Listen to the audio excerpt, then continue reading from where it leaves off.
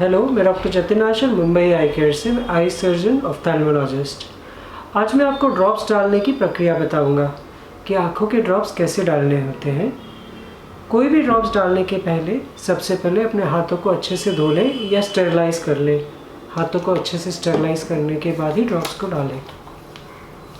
जब भी आप कोई भी ड्रॉप्स डालते हो तो पहले ड्रॉप्स का नाम और आपका प्रिस्क्रिप्शन चेक कर लीजिए कि आप जो ड्रॉप्स डाल रहे हैं वो सही है कि नहीं, क्योंकि कई बार आँखों के ड्रॉप्स की जैसी बॉटल में कान के ड्रॉप्स या और कोई दवाइयाँ भी हो सकती हैं, इसलिए हमेशा नाम को अपने प्रिस्क्रिप्शन के साथ क्रॉस चेक करना बेहतर होता है।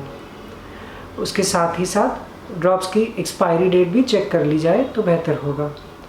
ड्रॉप्स डालने के पहले आपको ड्रॉप की बॉटल को अच्छे से शेक कर लेना है, जिससे कि ड्रॉप्स अगर प्रेसिपिटेट फॉर्म में होते हैं या सस्पेंशन फॉर्म में होते हैं तो वो अच्छे से मिक्स हो जाएंगे। ड्रॉप की बॉटल को अपने हाथों से खोलें और खोलने के बाद उसके ढक्कन को उल्टे तरफ रख के नीचे रख सकते हैं। नोज़ल को कभी भी अपने हाथ को ना टच होने दीजिए। ड्रॉप डालने के लिए अपने सिर को पीछे की तरफ मोड़ लीजिए और आँखों से अपनी छत की तरफ कोई भी एक पॉइंट की तरफ ध्यान दीजिए। उसके बाद अपने दूसरे हाथ से आपकी नीचे की पलक को खींचे, जिससे कि वहाँ ड्रॉप के रखने के लिए जगह बन जाएगी। उसके बाद अंगूठे और दूसरी 2 उंगलियों के बीच में ड्रॉप को रखें और ड्रॉप की बॉटल दबा के ड्रॉप को अपनी आँखों में डालिए।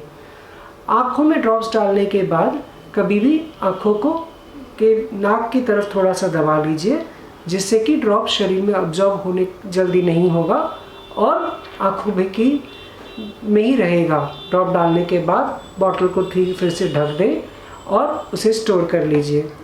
कुछ इंपॉर्टेंट इंस्ट्रक्शंस जानना ज़रूरी हैं।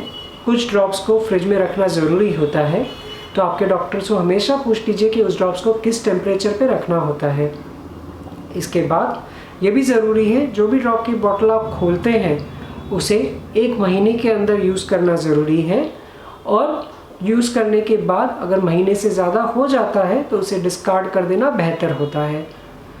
कभी भी आप अगर 2 ड्रॉप्स डालते हैं तो ये जानना ज़रूरी है कि 2 ड्रॉप्स के बीच में एक 5 मिनट का गैप रखिए, जिससे कि एक ड्रॉप और दूसरे ड्रॉप के बीच के गैप के टाइम पे वो ड्रॉप अच्छे से अब्जॉर्ब हो जा सकता है। कई बार ड्रॉप्स आपके स्किन पे भी गिर जाते हैं, जिसके कि आपकी सेहत पे रिएक्शन आ सकती है। अगर आपको उस ड्रॉप की एलर्जी हो तो ड्रॉप अगर बाहर निकल आता है तो उसे पोंछ लीजिए इमीडिएटली। ड्रॉप्स के बारे में और कोई भी इंफॉर्मेशन चाहिए तो आप हमें कांटेक्ट कर सकते हैं।